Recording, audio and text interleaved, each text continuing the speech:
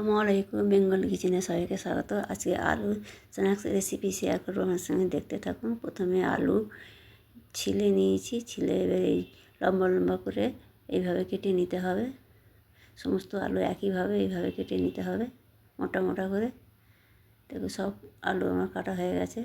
এবার পানির মধ্যে দিয়ে দিলাম, ভালো করে ধুয়ে পরিষ্কার করে নিতে হবে। এবার একটা বাটি নিলাম, ওর মধ্যে কাশ্মীরি লঙ্কার গুঁড়ো নিলাম, নুন দিলাম, নর্মাল নুন, বিট নুন, গোলমরিচের গুঁড়ো, বিট নুন, লঙ্কার গুঁড়ো, সমস্ত মশলাগুলো ওর সঙ্গে মিশিয়ে নিতে হবে। একটা মশলা তৈরি করা হয়ে গেল।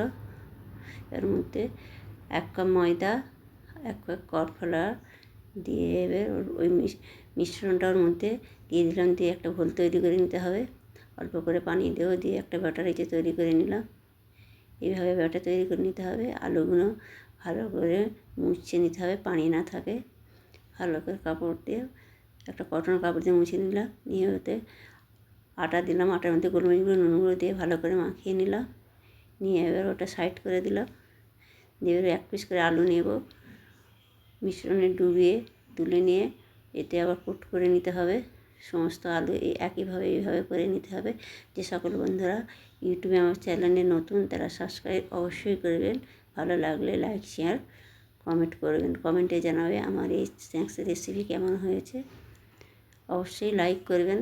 ভিডিও দেখছেন আপনারা, লাইক ঠিকঠাক করছে না, লাইক অবশ্যই একটা করবেন। এক এক করে সমস্ত আলুগুলো এইভাবে মিশ্রণে ডুবিয়ে আবার এই ময়দা আটার এতে কোট করে নিতে হবে।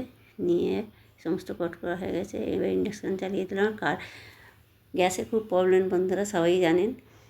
এই ইন্ডাকশানের ভিডিও বানানোই বন্ধ হয়ে যাবে জানি না। তেল গরম হয়ে গেছে, এক এক করে আলু পিসগুলো দিয়ে দেবো। যে সকল বন্ধুরা ফেসবুক থেকে দেখছেন, পেজটা ফলো করে আমার পাশে থাকবেন।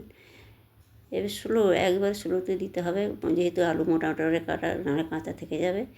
দিয়ে গোল্ডেন কালার করে ভেজে নিতে হবে। উল্টে পাল্টে ভালো করে গোল্ডেন কালার করে ভেজে নিয়েছি। আবার ওই একইভাবে সব আলুগুলো আবার ওইভাবে দিয়ে দেবো। দিয়ে ভালো করে উল্টে পাল্টে ভেজে নেব। ব্রাউন কালার পর্যন্ত আসে, মুচমুচে এইভাবে করবেন। কর্নফ্লাওয়ার ময়দার মিশ্রণ করে ডুবিয়ে করে অবশ্যই ভালো হয়। পেরি পেরি মশলা দেবো, যে মশলাটা আমি মাখিয়ে করে রেখেছিলাম ওই মশলাটাও দেবো। দিয়ে ভালো করে মাখিয়ে নেওয়ার, এই মশলাটাও অল্প দিলাম, দিয়ে ভালো করে মাখিয়ে নিলাম। এর আপনাদের পরিবেশন করে দেখাচ্ছি, আপনারা দেখতে থাকুন এরকম হয়েছে। হেভি মুচমুচে হয়েছে। 2-3 ঘন্টা আছে বন্ধুরা, কী বললো আপনাদের বলে বুঝতে পারবো না, একটু নরম হয়ে নে।